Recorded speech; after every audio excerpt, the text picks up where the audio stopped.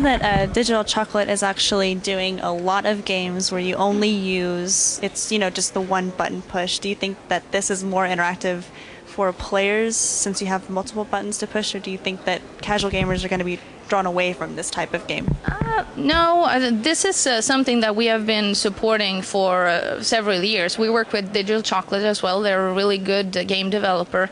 We're working with their Helsinki office where they are pretty advanced at 3D game development. And in fact, I know that they are frequent speakers here at GDC. So their games like Extreme Air Snowboarding, both in 2D but also in 3D, and other games have been really successful on Sony Ericsson phones. What we've been doing with game developers like Digital Chocolate or with Fish Labs here, for instance, is to encourage them to make use of other features of the phones as well, like the interest in music. Why not create music-inspired games? So we have something called Nightclub Empire from Digital Chocolate, which is a pretty cool disco management or a club management type of game, which builds on the interest in general interest from people in music, and this is something that we have installed on some of our Walkman phones. Other things is inspire game developers to use the imaging capability of the phone, to use that in games. So what we are seeing is that 3D has really helped improve the gameplay experience of mobile games and get people more enthusiastic about playing mobile games. It's also helped the operators earn more money on downloads. But what we see also today is that more advanced gaming is also created on more high-end phones like the P990 smartphone, which is a global smartphone based on the Symbian OS and the UIQ user interface, or the W950 Walkman phone. Yes, both of these phones have got touchscreen interfaces, and these phones also support something called OpenGLES technology. It's a kind of a cross-platform API for creating really advanced games that make use of hardware-accelerated 3D chip. And I can show you like a graphics demo on the P990. We use an engine from the Power VR engine from Imagination Technologies. So here you see butterflies. And what you can achieve with OpenGLES is that you can push a lot more polygons, and you can really have a very nice use of graphics, a lot more details.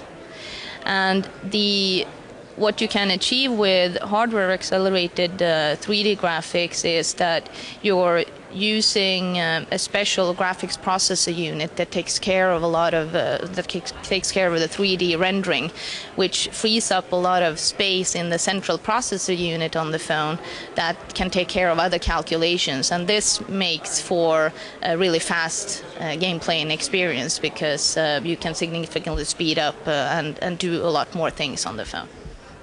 So are we going to see any larger titles start to move towards being on cell phones? Yes. Well, with the use of OpenGLES, you have now the potential to really port games from the PC or the console side.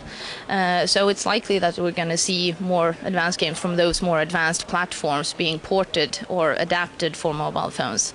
But we also believe that, as with any mobile phones, you have to make use of more mobile features, and that is what we really want to encourage all game developers, not just stare themselves blind on what you could do on more advanced platforms and try and cram that into the interface and the more limited capacities of a mobile phone, but to really make use of mobile features. So, for instance, we see a big interest in wireless multiplayer gaming. We see a big interest in uploading high scores from the mobile game to a server on the network, and by that way, get a more community feeling.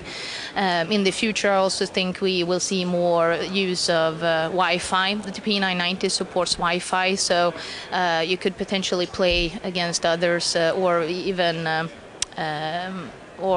side load games over Wi-Fi. So this is using the touch screen, and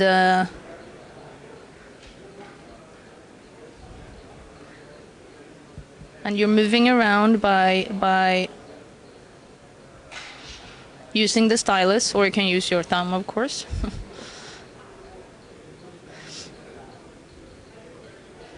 And as you advance more in the game, you will see more flying objects. There will be you're supposed to avoid like space rocks and are there shuttles and things like that. Are there any problems with freezing, lagging, anything like that, or is it usually generally really smooth gameplay?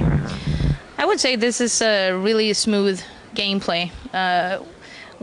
What you can sometimes experience on any mobile phone, I guess, when you're trying to implement new technology, is that there are some, early pains of doing that. So you actually had mentioned that this phone and this phone aren't available in the U.S., but these are will be? Well, let's see. This the P990 that I have in my hand is sold online in the U.S. It's also sold through some Sony style stores. The Walkman phones and the Cybershot phones, they are global versions. But for instance, the Edge version here is. Since I work with the global developer program, I can't really comment on the U.S. specifics. I'm not very familiar with them, but. So I'm not sure what carriers are going to range different phones, but Sony Ericsson has been quite successful with its Walkman phones here in the U.S. We're selling really well of the W200, which is a great entry-level Walkman phone, which is also based on this Java platform performance that I talked about earlier.